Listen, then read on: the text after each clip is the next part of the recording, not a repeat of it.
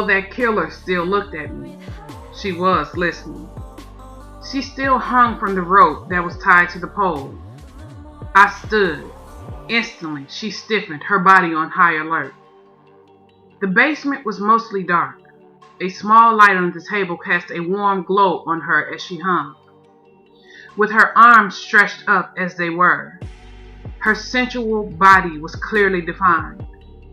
She had changed into something very similar to what she had worn the first day I saw her, racing across the snow on horseback. Black leather pants that hugged her hips, a black leather vest underneath her long coat. I groaned to myself because I don't think she was wearing anything under that vest. And with her arms raised the way they were, it left the lower half of her belly exposed. I licked my lips because I wanted to taste so bad I could barely focus. When I looked back up into her face, her eyes connected. There was something about her eyes. It was almost as if she could see my thoughts. And she hated me for what I wanted to do to her. Oh, that wasn't going to work. "How is it you still own one of those?" she asked, looking down at my Bible. "I thought they were all burnt." I chuckled. "Nah, I wasn't around when they were doing that. Good thing too, because they would have to pry mine out of my cold, dead hands." She looked up at me, and I could see her mind calculating. Everything about her personality right now was calculating. "Where were you? That you didn't have to give up your Bible like everybody else?" I smiled. "That's cute." She was interrogating me. Slowly, I walked closer to her. Although she didn't try to move away from me, the muscles ticked in her chin, letting me know that me being this close to her was unnerving. Most of the people I travel with are still in possession of their Bible. I spoke close to her ear, inhaling deeply, taking in her smell. She was driving me crazy with warmth. Everything about this woman called out to me. She licked her lips. Goodness, strength. I needed strength. See, the fact that she was tied up at my mercy to do with what I please was playing havoc on my brain. I know I cannot take her right now, but I had never been so close to paradise. And I wanted it. I wanted her so bad. They blamed the Hebrews for what happened to the world. She turned and looked at me.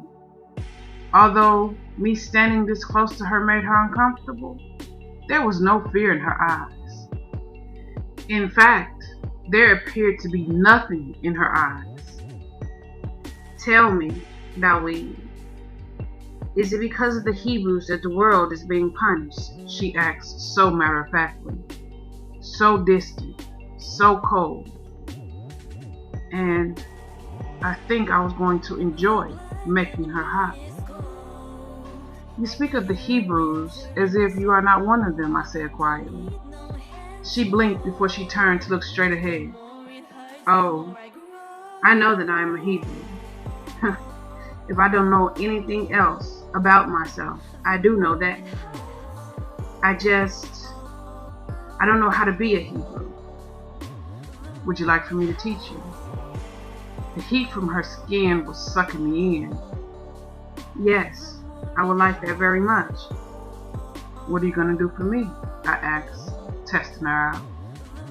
She turned to look at me again, and one side of her mouth lifted in a grin that did not reach her eyes. Her eyes were still as cold and deadly as they were when she had tried to kill me earlier. "What do you want?" she asked. I let my eyes travel slowly down her body. Her breathing increased. I could hear the slight shift in her heartbeat. It was as if she had suddenly just turned back on from being off. My emotions slammed back into my body. taking my breath because I felt consumed with many things all at once. But the biggest of them all was lust. It was too much. I was being overwhelmed. Oh, goodness. He was standing so close to me, and he smelled so good. The way that he was looking at me was playing havoc on me. He chuckled. "You're back," he said. His face lit with his astonishment. I frowned at him. "I never went anywhere," I told him. I grimaced because my arms hurt. "Sure you did," he said, studying me too close. "Dawid, please, my arms hurt." He reached down to his cargo pants and pulled out a knife. Using it, he cut the rope holding my arms to the ceiling. I almost moaned when my arms lowered. Although he cut the rope that held my hands to the ceiling, he did not cut the one that was wrapped around my wrist. He held it in one of his big hands. He yanked it, pulling me close. "You need to explain to me what just happened," he said, frowning down at me. "I don't know what you're talking about," I lied. "Don't lie to me, beauty. What just happened to you? Where did you go?" I stared at him. I had no answers for him. How could I explain to him what not even I understood? "I was always here," I whispered. He pulled my hands, bringing me closer to him, until my body was pressed up against his. "But you were different." Yes, I was different." "Tell me," he said, speaking so close to my ear that his warm breath was causing my skin to tingle.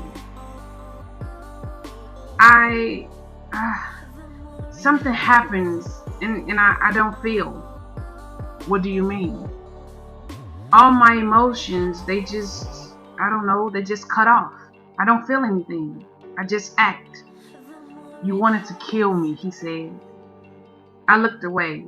I didn't want to kill him. I shook my head. I protect myself, that's all." "Why did you need to protect yourself from me? I told you I would never hurt you." I looked back at him. "You wanted to beat me." He frowned. "What? I will never beat you. You are such a liar," I spat. "You told me out front that you were going to beat me." I tried to snatch my hands from his. He sneered at me and snatched my hands back, causing my body to crash up against his big one. "I threatened to spank you, not beat you." "What the hell is the difference?" I said. "I threaten to spank Yafa all the time. I never really do it because after the threat, she generally behaves." I looked at him amazed. Did he just say what I thought? I ain't your daughter, and I ain't your woman. You put your hands on me and try to hurt me, and I will kill you. I spoke through clenched teeth. I won't let nobody hurt me, ever again. I tried to snatch my hands away. He pulled them back, but this time he pulled me so close that our mouths were just inches apart. His eyes took me in completely. They swept over my hair, over my eyes, my nose, my mouth.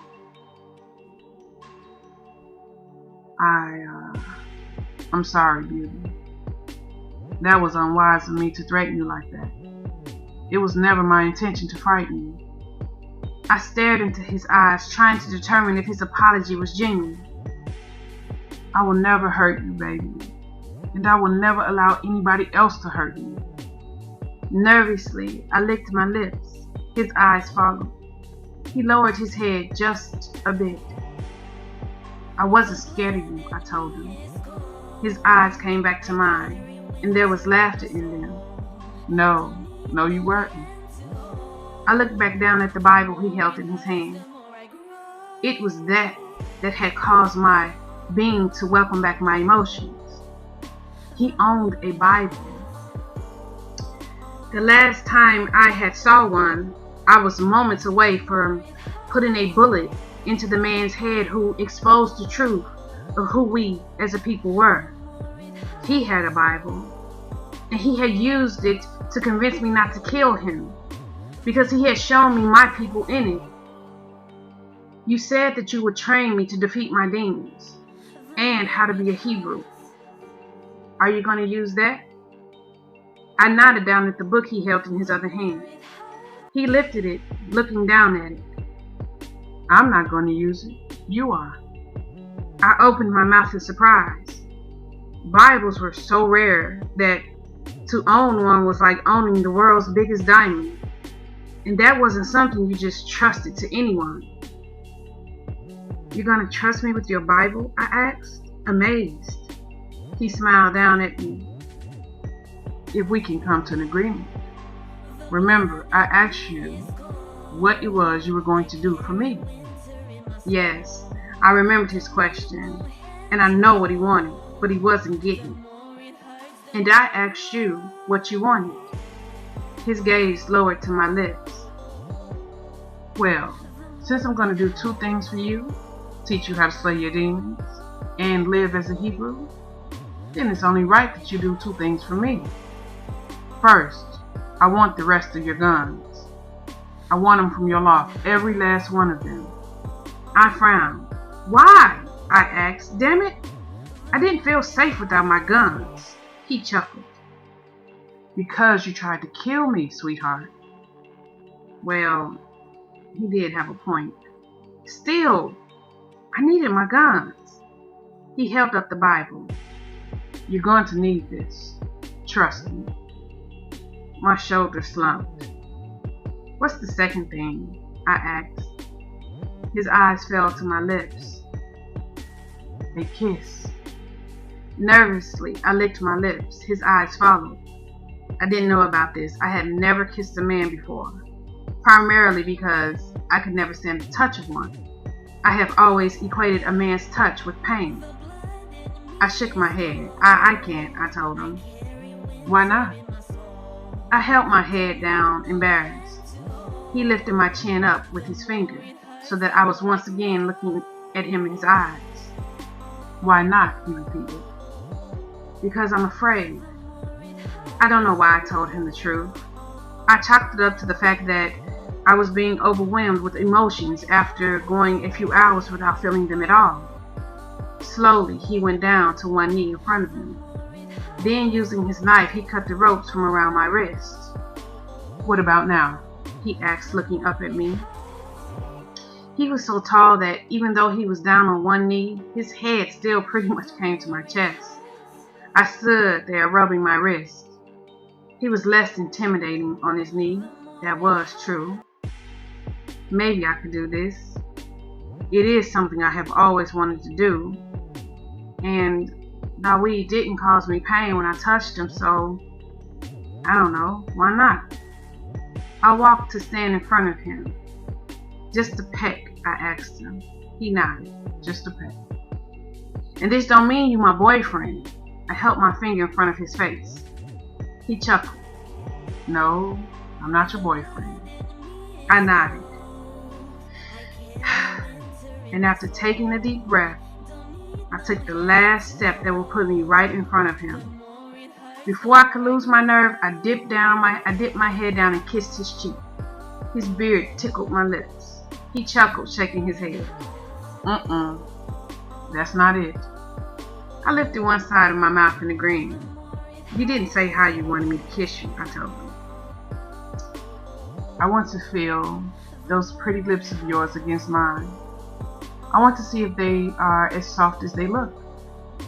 I want to see if you taste as good as I dreamed of. Whew, shucks. Goodness. My breath got caught in my throat.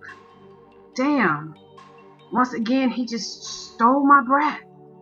He grinned, real sexy at me. Beauty, you don't know how much I love that sound, he whispered. I put my hands on his big shoulders. I wanted to kiss him now, more than anything. Slowly, I dipped my head down and gently touched his lips with my own. Oh, I closed my eyes. His lips were so soft, and it felt so good. His hands came up and gently palmed my face. And then he caused my world to tilt as he deepened the kiss. Oh, I fisted his shirt as I tried to hold on. His kiss turned into a storm that washed over me with no mercy. I tried to follow his lead, but he was so the only thing that I can do was hold on for dear life and try not to crumble. I lost track of time and my body because when he finally ended the kiss, I was straddling his knee and my arms were wrapped around his neck and I was rubbing myself against him aggressively. Oh my goodness, I have lost control. I jumped up off his knee. My body protested the movement. It wanted to stay where it was, being pleasured by him. I put my hand on my swollen, slightly sore lips, staring down at him confused. What had just happened? He licked his lips, smiling up at me. You taste better than I dreamed. I pulled myself together, ignoring the pleasure that those words gave me. Good, I told him. I kept my word, now you keep yours. I ignored how shaky my voice sounded, and I held out my hand. Damn, they shook too. I felt drugged by that kiss. My body wanted more, and I didn't even know how to handle that. Daweed watched me as if he knew what I was going through, as if he knew what was happening in my head. But after a while, he handed me the Bible. I opened the book. It was well used. There were markings and handwritten notes and things highlighted. He has studied a lot in this. Goodness, how many times have you read this? I asked. He was still on one knee in front of me, so for once I didn't have to strain my neck looking up at him. He chuckled. So many times I have lost count. Without that, I would have never survived the last 12 years of my life. I looked at him. Once again, he said something that caught my attention, something that had happened to him. Maybe he had been in prison.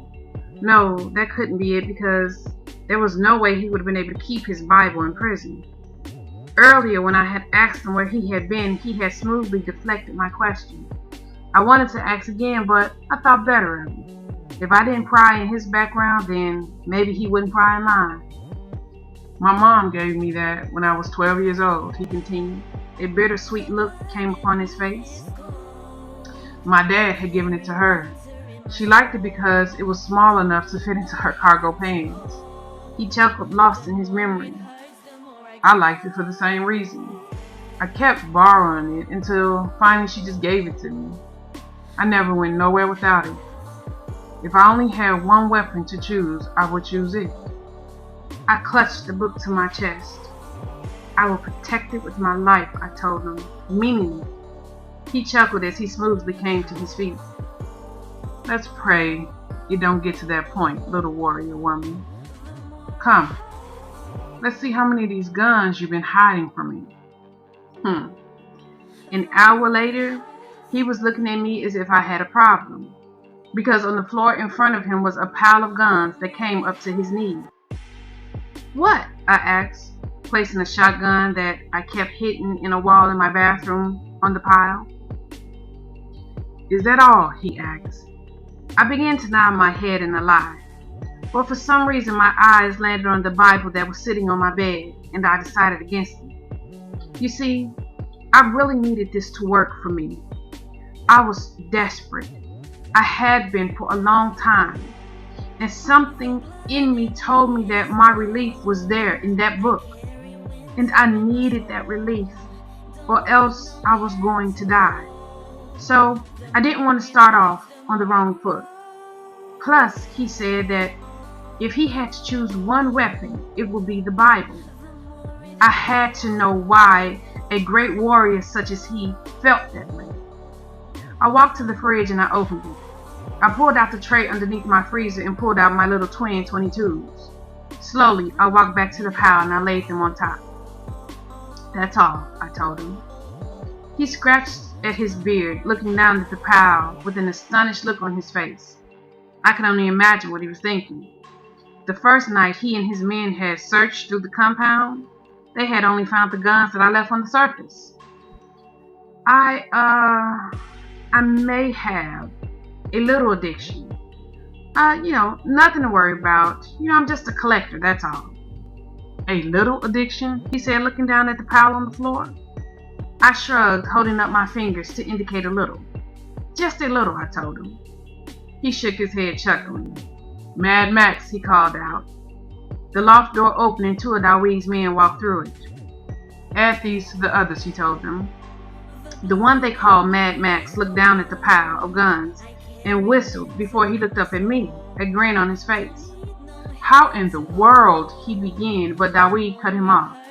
"Max, just take the guns. It's late and I'm tired," he said, sounding tired.